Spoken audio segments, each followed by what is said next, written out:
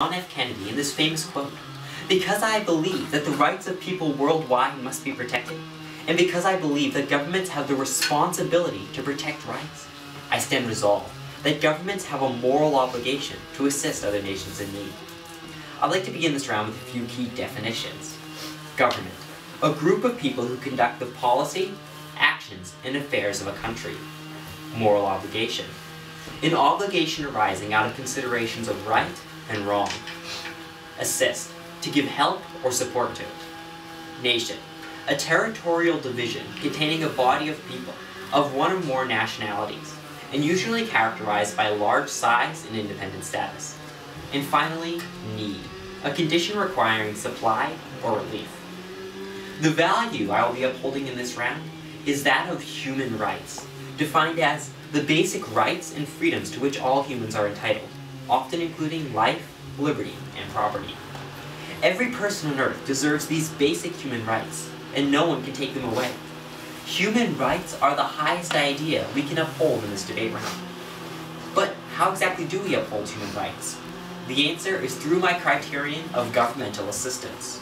When governments assist and build each other up in their needs, these basic human rights can be protected. So now that we have this foundation, let's dive into the debate round with my three main contentions. Contention 1. Human rights are paramount. Human rights are paramount. Human rights, such as the basic rights of life, liberty, and property, exist and belong to each individual, regardless of their status or the laws of the country that they reside in.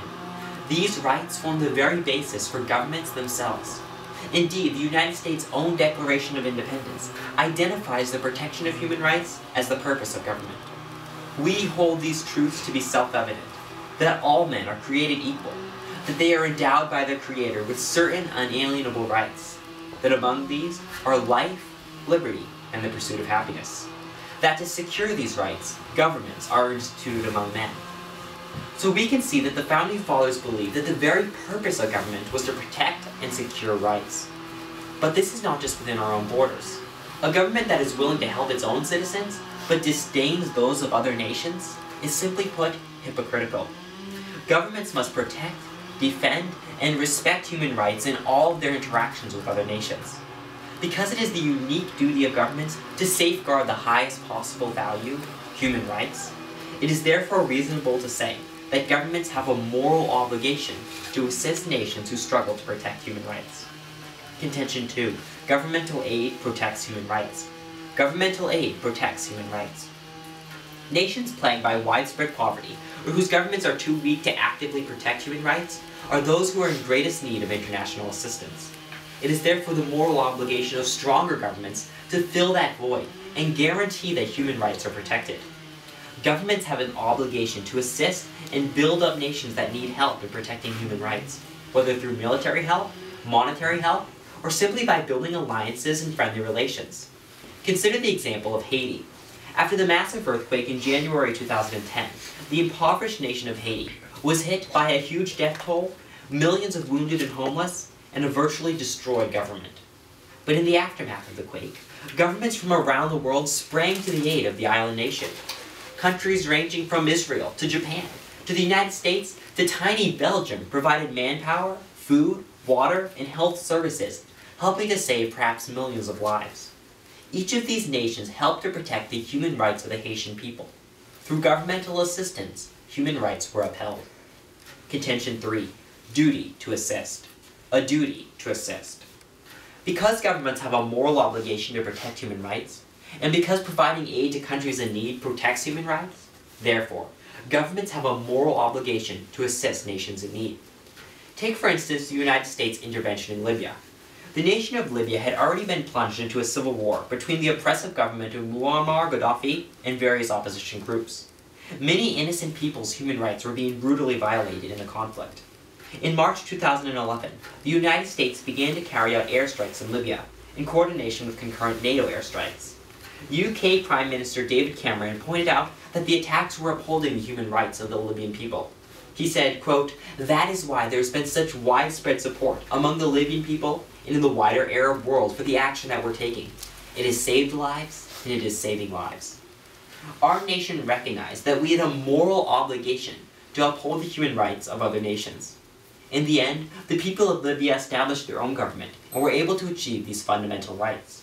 Because I believe that it is through such governmental assistance that human rights are best upheld, I stand resolved that governments have a moral obligation to assist other nations in need. Thank you, and I now am open for any questions my opponent may have for me.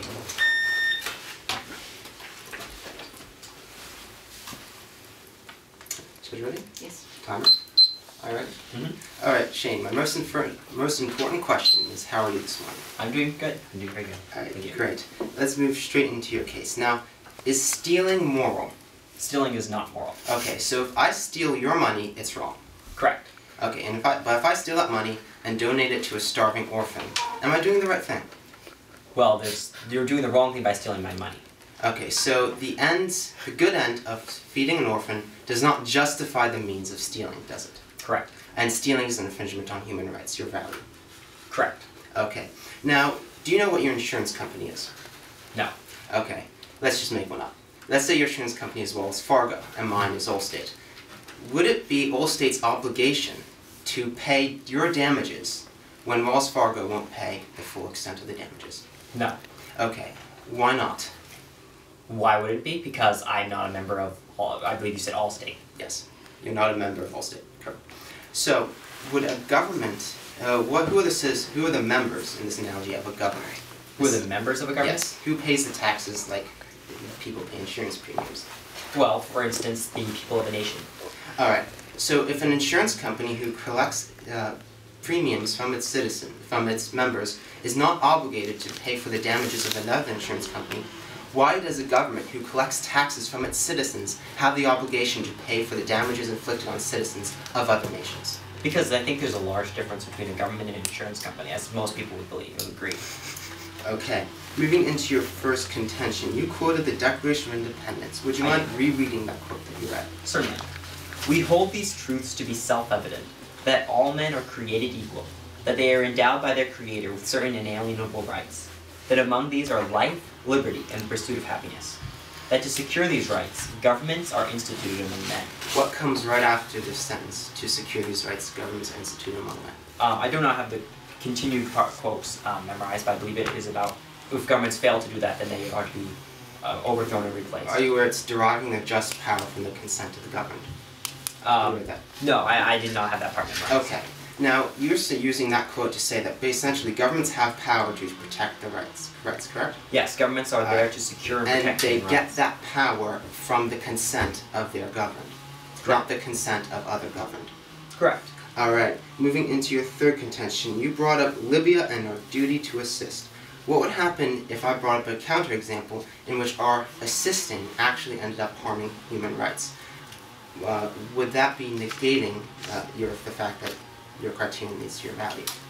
No, it would not, because that would be irrelevant to this debate, as I think so. Okay, thank you. No further questions. May I have my prep time?